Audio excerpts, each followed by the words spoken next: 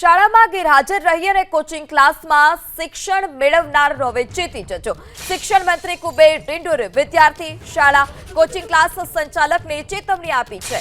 Coaching ક્લાસમાં જનારા વિદ્યાર્થીઓની હાજરી ભરનારી શાળા સામે પણ કાર્યવાહી થશે।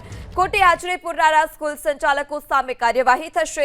એબીપી અસ્મિતાના હું તો બોલીશના કાર્યક્રમના અહેવાલની આધારદાર અસર જોવા મળી। શાળા સંચાલકો અને કોચિંગ ક્લાસના સંચાલકોની મિલીભગતનો પર્દાફાશ કર્યો હતો।